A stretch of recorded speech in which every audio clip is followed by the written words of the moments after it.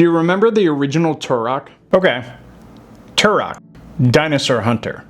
1997. When Nintendo 64 was still new, Turok was one of the first games that showed off what 3D first-person shooters could really be. Released in March 1997 by Acclaim, it wasn't another platformer. It was a first-person adventure built around wide-open maps, dinosaurs, and heavy firepower. The series itself wasn't brand new. Turok actually started as a comic book character back in the 1950s under Dell Comics, and then later Valiant Comics. Acclaim bought Valiant in the 90s, and used the character as a way to launch a brand new franchise for the N64. The gameplay leaned hard on exploration. Levels were sprawling jungles, temples, and caves with vertical designs. A big shift from the tight corridors of Doom or Quake. The arsenal stood out too. A bow and arrow, tech weapons like the fusion cannon, and shotguns that could blow dinosaurs apart in a shower of pixels. Enemies ranged from raptors to cybernetic soldiers. It gave it a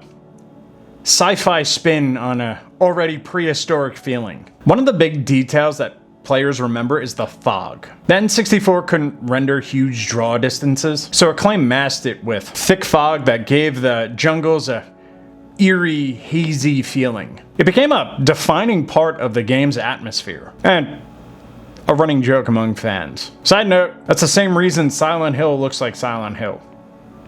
Just saying. Turok sold well, moving over 1.5 million copies and becoming one of the N64's early hits. It was praised for pushing the system's graphics and controls, especially the analog stick aiming. The success led to sequels. Turok 2: Seeds of Evil in 1998, which added multiplayer, and the infamous cerebral bore weapon. And then later, Turok 3 and Turok Evolution. The original Turok was one of the first M-rated games on the N64. It stood out in a catalog of mostly family-friendly titles. It gave it a reputation as one of the edgy cartridges amongst the older kids at the time. The franchise faded in the 2000s, but it came back briefly in 2008 with a reboot on Xbox 360 and PlayStation 3. Night Dive Studios later remastered the first two for PC and modern consoles. It kept the series alive for fans who grew up with it. Turok didn't become the long-standing mascot that Acclaim wanted. It was proof that the console could deliver